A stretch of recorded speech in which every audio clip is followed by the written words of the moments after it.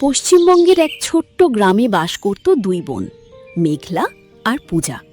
বাবা মা মারা যাওয়ার পর তারা একে অপরের ভরসায় বড় হয়েছে। গ্রামের মানুষ তাদের ভালোবাসত, কারণ তারা ছিল সৎ, পরিশ্রমী এবং খুবই দয়ালু। তারা গ্রামের মানুষদের প্রয়োজনে তাদের পাশে থাকত। দিদি, আজ এত ভোরে উঠেছ কেন? এখনো তো ঠিকমতো আলো ফোটেনি। উঠতেই হবে রে, আজ হরিপদ কাকার জমিতে কাজ করতে যেতে হবে। না গেলে এই সপ্তাহের মজুরি কমে যাবে। হরিপদ কাকা খুব রাগী মানুষ, উনি কাজে দেরি করে যাওয়া একদমই পছন্দ করেন না। তাই ভোর ভোর উঠে বাড়ির কাজকর্মগুলো সেরে নিলে ঠিক সময়ে কাজে যেতে পারবো। তুমি প্রতিদিন এত কষ্ট করো, আমার খুব খারাপ লাগে। কষ্টের কথা ভাবলে চলবে না, তুই পড়াশোনা কর, সেটাই আমার সবচেয়ে বড় সুখ। কিন্তু দিদি, আমি ভাবছি পড়াশোনা ছেড়ে আমিও কাজ করব। না, একদম না। আর কোনো দিন মুখেও এই কথা আনবি না। মা মারা যাওয়ার আগে কি বলেছিলেন মনে আছে? হ্যাঁ দিদি, খুব মনে আছে। বলেছিলেন, যত কষ্টই আসুক পড়াশোনা কখনো ছাড়বি না। তাই তো, ওই কথাটা সবসময় মনে রাখবি। তুই মায়ের স্বপ্ন পূরণ করবি। আর তোমার স্বপ্ন? তুই তো আমার কাছে সব কিছু। নিজের মানুষ সুখে থাকলে নিজের সুখ এমনিই চলে আসে। তুমি না থাকলে আমি কি করতাম? তুমি আমাকে কোনোদিন মায়ের অভাব বুঝতে দাওনি। তুমি নিজে কষ্টে থেকে আমাকে আনন্দে রাখো। তোমাকে ছাড়া আমার কোনো অস্তিত্বই নেই। আমিও তোকে ছাড়া কিচ্ছু না রে। তুই আমার শক্তি। তোর জন্যই আমি সাহস পাই আর শক্তি পাই। তোর মুখের হাসি দেখলে আমি সব দুঃখ কষ্ট ভুলে যাই। তারা দুই বোন একে অপরকে জড়িয়ে ধরে।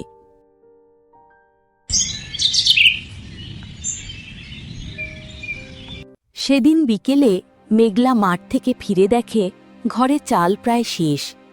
তবুও দুই বোন মন খারাপ না করে হাসি মুখে দিন কাটানোর চেষ্টা করে। দিদি, আজ বাজারে গিয়েছিলাম, চালের দাম আবার বেড়েছে। জানি, যেখানে কাজে গিয়েছিলাম ওখানে সবাই সেই কথাই বলছে। ঘরে তো আর বেশি চাল নেই। কি হবে দিদি? এত বেশি দাম দিয়ে চাল কিভাবে কিনবে? আরে চিন্তা করিস না, এখনো 2-3 দিন চলে যাবে। তারপর তারপর কি হবে দিদি? তারপর আবার কাজ করব, টাকা পাবো, সেই টাকা দিয়ে চাল কিনে নেব। সব ঠিক হয়ে যাবে। তুমি সব সময় বলো সব ঠিক হয়ে যাবে। আমাদের তো একটা জিনিস শেষ হয়ে গেলে সেটা কিনতে কিনতেই অন্য আরেকটি জিনিস শেষ হয়ে যায়। কিন্তু কখন ঠিক হবে? একদিন হবেই, দেখিস। সারা জীবনে কি আমাদের ভাগ্য একই রকম থাকবে নাকি? দিদি, তোমার কি কখনো রাগ হয় না ভাগ্যের উপর? হয়, তবে রাগ নয়, কষ্ট হয়। কিন্তু রাগ করে বা কষ্ট পেয়ে লাভ কি? গ্রামের অন্য মেয়েদের দেখো, কত সুন্দর কাপড় পরে, কত ভালো খায়। আর আমাদের দেখো, সামান্য ভাত ডালটুকুই কত টানাটানির মধ্যে দিয়ে জোগাড় করতে হয়। সেখানে ভালো কাপড় তো দূরের কথা। সবাইকে দেখে নিজের কষ্ট বাড়ে, তাতে সুখ পাওয়া যায় না রে বোন।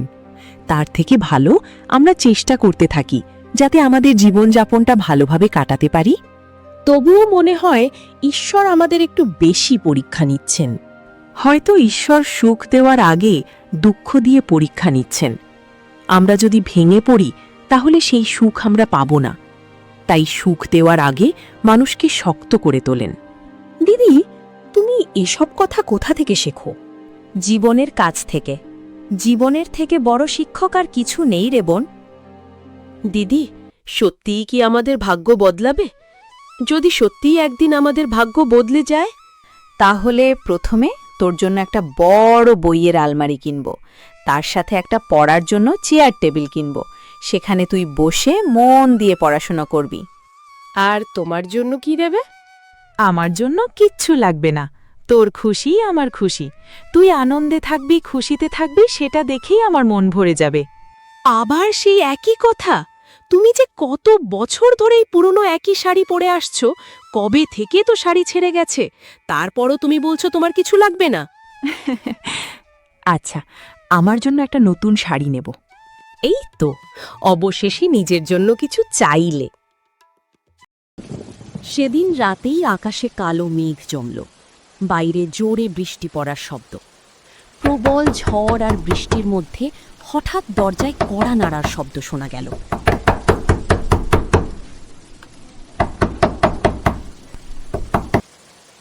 দিদি, কে যেন দরজায় ধাক্কা দিচ্ছে।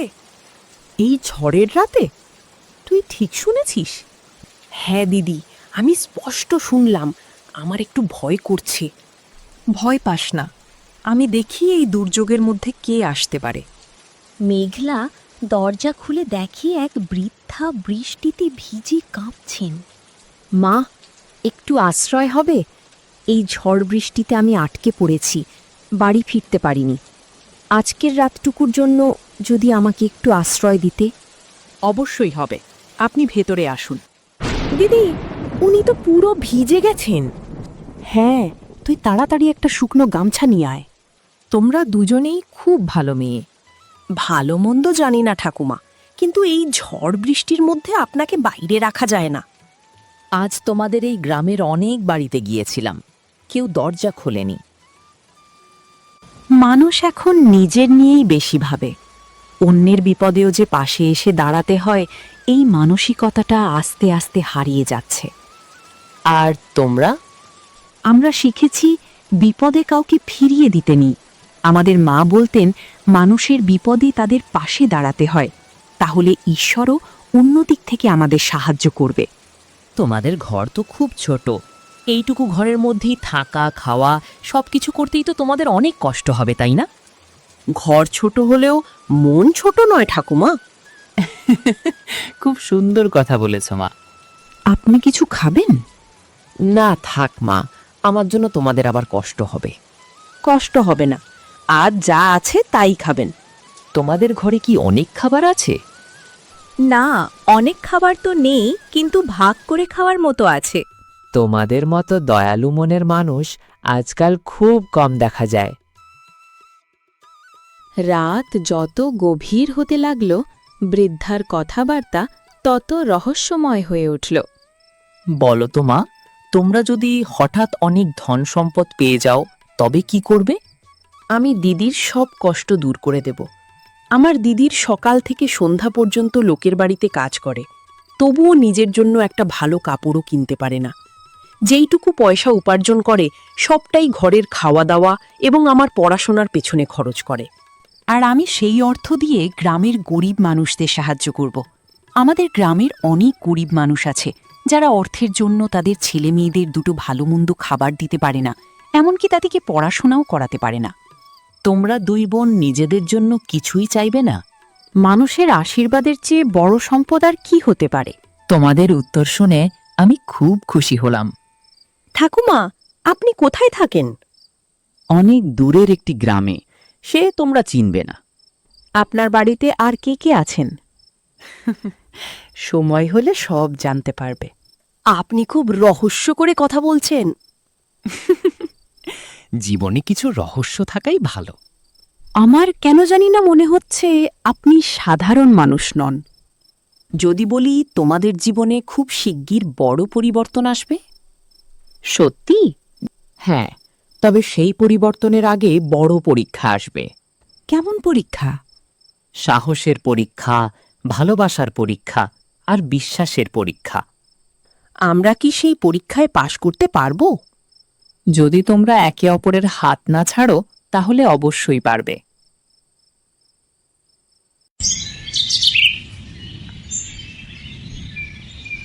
পরদিন ভোরে দুই বোন ঘুম থেকে উঠে দেখল বৃদ্ধা চলে যাওয়ার প্রস্তুতি নিচ্ছেন। এত সকালে চলে যাচ্ছেন? হ্যাঁ মা, আমার পথ অনেক দীর্ঘ। অন্তত সকালের খাবার খেয়ে যান। না, আমাকে এবার যেতে হবে। তোমার সঙ্গে আবার কবে দেখা হবে? ভাগ্যে থাকলে দেখা তো হবেই। বৃদ্ধা নিজের কাপড়ের ভাঁজ থেকে একটি পুরনো তামার লকেট বের করলেন। এটা তোমাদের জন্য। এটা কি হবে? সময় এলে নিজেই জানতে পারবে। এত পুরনো জিনিস? এর মূল্য চোখে দেখা যায় না। আমরা কি এটা রাখতে পারি? শুধু রাখতে নয়, এর রহস্য তোমাদেরকেই খুঁজে বের করতে হবে। রহস্য? কিসের রহস্য? হ্যাঁ, তোমাদের ভাগ্যের দরজা এই লকেটই খুলবে। আপনি এসব কি বলছেন? মনে রেখো, সামনে যে পথ আসছে তা সহজ নয়। আমরা কি বিপদে পড়ব? বিপদ আসবে, কিন্তু ভালোবাসা থাকলে সব জয় করা যায়। আপনার কথা আমরা মনে রাখব। আরেকটা কথা, কি কথা? যখন সবচেয়ে অন্ধকার সময় আসবে, যখন মনে হবে আর কোনো রাস্তা নেই, তখন এই লকেট তোমাদের পথ দেখাবে। বৃদ্ধা ধীরে ধীরে চলে যেতে থাকেন। দিদি, উনি কে ছিলেন? জানি না, কিন্তু মনে হচ্ছে আমাদের জীবনে সত্যিই কিছু একটা ঘটতে চলেছে। এই লকেটটার ভেতরে কি আছে? চল খুলে দেখি। বৃদ্ধা চলে যাওয়ার পর দুই বোন লকেটটি খুলে দেখল। ভেতরে একটি পুরনো কাগজে আঁকা রহস্যময় মানচিত্র রয়েছে। দিদি, এটা দেখো, ভিতরে একটা কাগজ আছে। সাবধানে খোল, কাগজটা খুব পুরনো মনে হচ্ছে। এখানে কিছু আঁকা আছে। এটা কি মানচিত্র? মনে তো তাই হচ্ছে। দেখ, এই যে নদী, এই যে বটগাছের চিহ্ন, এগুলো আমাদের গ্রামের পাশের জায়গাগুলোর মতো। তাহলে এই মানচিত্র আমাদের গ্রামেরই? তাই কি ওই মহিলা কালকে ঝড় বৃষ্টির রাতে আমাদের গ্রামে এসেছিলেন? হয়তো। আর এই লাল গোল চিহ্নটা দেখেছ? হ্যাঁ, মনে হচ্ছে কোনো বিশেষ জায়গা দেখানো হয়েছে। দিদি, আমরা কি সেখানে যাব? না জেনে শুনে যাওয়া ঠিক হবে? কিন্তু ওই বৃদ্ধা বলেছিলেন এই লকেট আমাদের ভাগ্যের দরজা খুলবে। ঠিকই বলেছিস। আমার মনে হচ্ছে আমাদের মানচিত্র অনুসরণ করে যাওয়া উচিত। জায়গাটা যদি বিপজ্জনক হয়, তুমি থাকলে আমি ভয় পাই না। আর তুই পাশে থাকলে আমি সাহস পাই। তাহলে চলো ওই বিশেষ জায়গাটার উদ্দেশ্যে বেরিয়ে পড়ি। ঠিক আছে, তবে আগে কিছু খাবার আর জল নিয়ে নিতে হবে। আমি এখনই নিয়ে আসছি। দিদি, সব প্রস্তুত, চলো এবার বেরিয়ে পড়ি। চল। যাই হোক, আমরা একসঙ্গে সামলাবো, ভয় পেলে একদমই চলবে না। দিদি, তুমি কিন্তু আমার হাতটা ধরে থাকবে। সবসময়ই আমি তোর হাত ধরে থাকব, বোন। তারা দুজন জঙ্গলের ভেতরে যত এগোতে লাগল, পথ তত কঠিন হয়ে উঠল। দিদি, এই জঙ্গলটা এত চুপচাপ কেন? চুপচাপ নয়, মন দিয়ে শোন, অনেক কিছুই শুনতে পাবি। ওহ, পাখির ডাক, ঝিঝি পোকার শব্দ। প্রকৃতি কখনো নীরব থাকে না। আমার মনে হচ্ছে কেউ আমাদের দেখছে। ভয় পাস না। দিদি! পূজা, তুই এই গর্তে পড়ে গেলি কি করে? দিদি, আমাকে বাঁচাও। তুই ঠিক আছিস, বোন? আমার হাতে একটু লেগেছে। ভয় পাবি না, আমি আসছি। না, নিচে নামো না, তুমিও পড়ে যাবে। তোকে ছেড়ে আমি ওপরে দাঁড়িয়ে থাকব? ছোটবেলা থেকে তোকে আগলে রেখেছি, আজও রাখব। মেঘলা গাছের লতা ধরে নিচে নামতে শুরু করে। দিদি, সাবধানে। আমার কিছু হবে না। তোর কোথায় লেগেছে, বোন? হাতে। খুব ব্যথা করছে? একটু ব্যথা রয়েছে। চল এখান থেকে উঠে যায়। যদি আমরা উঠতে না পারি? তাহলে চেষ্টা করব। আর যদি তাতেও না উঠতে পারি? তবুও চেষ্টা করব। তুমি সবসময় মনের দিক থেকে এমন শক্ত কিভাবে থাকো? কারণ আমি জানি তুই আমার উপর ভরসা করিস। অনেক কষ্টে দুই বোন গর্ত থেকে বেরিয়ে আসে।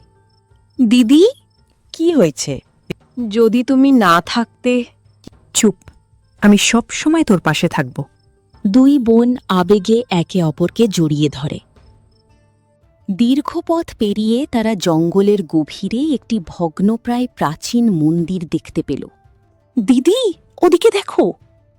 ওটা একটা মন্দির। এত বড় মন্দির এখানে কিভাবে এলো? মনে হচ্ছে বহু বছর ধরে পরিত্যক্ত। দিদি, একবার মানচিত্রটা বের করো। দেখছি। তাহলে আমরা সঠিক জায়গায় এসেছি। কিন্তু এরপর? ভেতরে যাই। কি অদ্ভুত জায়গা! চারদিকে কত পুরনো ভাস্কর্য। মনে হচ্ছে শত শত বছরের পুরনো মন্দির। এই দেয়ালগুলো দেখ, এখানে কিছু লেখা আছে। ধুলোয় ঢেকে গেছে। দিদি, এখানে লেখা রয়েছে সত্য হৃদয়ী এই পথের সন্ধান পাবে। এর মানে কি? হয়তো সামনে কোনো গোপন পথ আছে। দেখ, ওই দেয়ালের পাশে একটা দরজা। আগে তো ছিল না। হয়তো ছিল, কিন্তু আমরা খেয়াল করিনি। আমার বুকটা কেমন করছে। ভয় লাগছে? হ্যাঁ দিদি, একটু ভয় করছে। আমি আছি তো, কোনো ভয় পাস না। তাহলে চল দেখি দরজার ওপারে কি আছে। দুই বোন রহস্যময় দরজার সামনে দাঁড়ালো। দরজার গায়ে খোদাই করা ছিল একটি বার্তা। দিদি, এখানে কিছু লেখা আছে। কি লেখা আছে? পড়েছ না?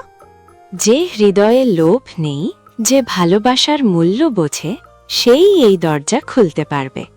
খুব অদ্ভুত তো। এখন কি করব দিদি? দরজাটা ঠেলে দেখি। এ কি, দরজা যে একটুও নড়ছেও না, খুলছে না। আরেকবার চেষ্টা কর। দেখ দিদি, এ তো খুললই না। তাহলে বার্তাটার মধ্যে হয়তো কোনো ইঙ্গিত আছে। ভালোবাসা, আমরা একসঙ্গে হাত রাখি। কেন দিদি? জানি না, আমার এমন মনে হচ্ছে। দুই বোন একসঙ্গে দরজায় হাত রাখে। দিদি, দেখো, দরজাটা নড়ছে।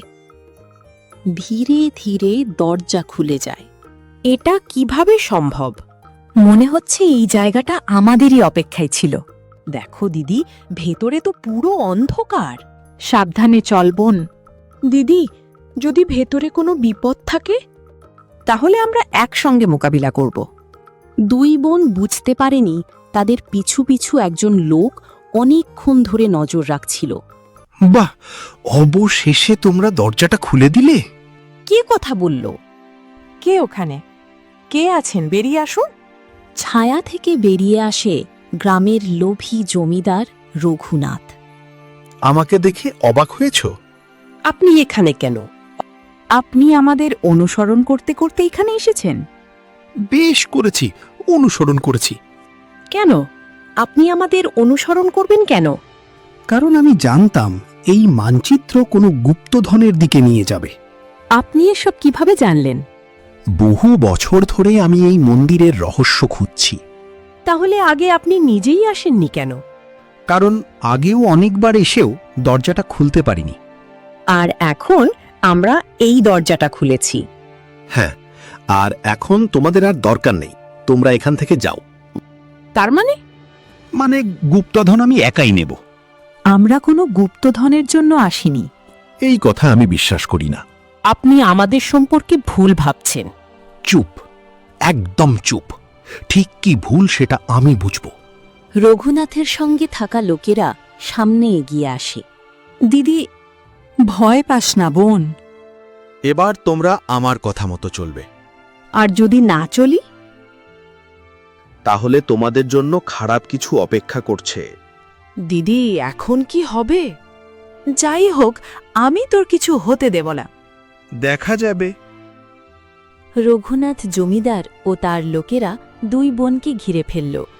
মন্দিরের ভেতরের পরিবেশ আরও ভয়ঙ্কর হয়ে উঠল। এবার চুপচাপ সামনে হাঁটো। আমরা তোমার কোনো ক্ষতি করিনি, আমাদের ছেড়ে দাও। আমি এই ধন সম্পদের জন্য সব করতে পারি। আমার কাছে টাকার থেকে বড় আর কিছু নেই। তোমার লোভই একদিন তোমার সর্বনাশ করবে। আমি এখানে উপদেশ শুনতে আসিনি। রঘুনাথের একজন লোক পূজার হাত ধরে টেনে নিয়ে যায়। দিদি, আমাকে বাঁচাও। তোমরা পূজাকে ছেড়ে দাও। এই, তুই চুপ করে দাঁড়িয়ে থাক। না, আমার বোনকে ছাড়ো। দিদি, আমার খুব ভয় করছে। ভয় পাবি না বোন, আমি সবসময় তোর সাথে আছি। যদি বোনকে বাঁচাতে চাও তাহলে গুপ্তধনের পথ দেখাও, না হলে কিন্তু তোর বোনকে আমরা ছাড়ব না। আমি জানি না কোথায় গুপ্তধন আছে। মিথ্যে কথা। দিদি, আমার জন্য কিছু করো না, তুমি পালিয়ে যাও। চুপ, তোকে ফেলে আমি কোথাও যাব না। কিন্তু ওরা সবাই তোমার ক্ষতি করবে। তোর জন্য আমি নিজের জীবনও দিতে পারি। বেশ, তাহলে দেখি তোমার কতটা সাহস আছে। রঘুনাথের ইশারায় তার লোকেরা মেঘলাকে ধাক্কা দেয়। দিদি, তুমি ঠিক আছো? আমি ঠিক আছি বোন। শেষবার বলছি, আমাকে গুপ্তধনের পথ দেখাও। আমি আমার বোনকে আগে চাই। অসম্ভব। তাহলে আমিও কিছু বলবো না। দিদি, মনে রাখিস, আমি বেঁচে থাকি বা না থাকি তোকে কিছু হতে দেব না। পূজার চোখে জল চলে আসে। বিপদের মধ্যেও দুই বোন হাল ছাড়ল না। তারা একে অপরকে চোখের ইশারায় সাহস দিল। দিদি, মনে আছে ছোটবেলায় তুমি কি বলতে? কি? যত বড় বিপদই আসুক মাথা ঠান্ডা রাখতে হবে। হ্যাঁ, মনে আছে। তাহলে এখন ভয় পেও না। কি ফিসফিস করছো? কিছু না। পূজা লক্ষ্য করল পাশে একটি পুরনো স্তম্ভ ভাঙা অবস্থায় দাঁড়িয়ে আছে। দিদি, ওইদিকে তাকাও। বুঝেছি। কি বুঝেছ? কিছুই না। দিদি, এখন! পূজা হঠাৎ রঘুনাথের লোকের হাত থেকে নিজেকে ছাড়িয়ে নেয়। আরে ধরো ধরো! দৌড়া পূজা! মেঘলা ভাঙা স্তম্ভে জোরে ধাক্কা দিতেই স্তম্ভটি ধাম করে পড়ে পথ আটকে দেয়। এ কি করলে? দিদি, এদিকে আসছি। কেউ ওদের পালাতে দিও না।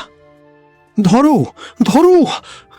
দুই বোন অন্ধকার সুড়ঙ্গের দিকে দৌড়াতে থাকে। দিদি, তুমি ঠিক আছো? হ্যাঁ, তুই? হ্যাঁ, আমি ঠিক আছি। দেখলি, সাহস হারালে চলতো না। আমরা একসঙ্গে বলেই পেরেছি। সবসময় মনে রাখিস, একতা সবচেয়ে বড় শক্তি। সুড়ঙ্গের শেষে তারা একটি গোপন কক্ষে পৌঁছাল। সেখানে একটি বিশাল পুরনো সিন্দুক রাখা ছিল। দিদি, দেখো কত বড় সিন্দুক! এতদিনের রহস্য কি তাহলে এখানে? দিদি, সিন্দুকটা কি খুলব? হ্যাঁ, খোল দেখি। এ কি? ভিতরে তো কোনো সোনাদানা নেই, শুধু পুরনো কাগজ আর দলিল। দলিলটা একবার দে তো, পড়ে দেখি। দলিলে কি লেখা আছে দিদি? আমার তো বিশ্বাসই হচ্ছে না। এখানে লেখা আছে, বহু বছর আগে আমাদের দাদুর অনেক জমি ছিল। তারপর কি হলো?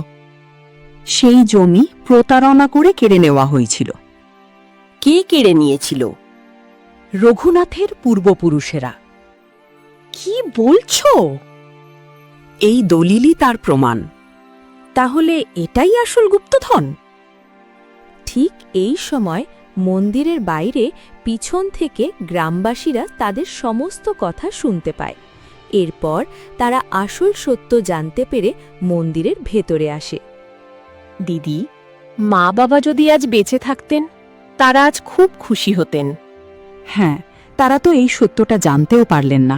এত বছর ধরে আমরা প্রতারণার শিকার ছিলাম। এমন সময় রঘুনাথ সেখানে পৌঁছে যায়।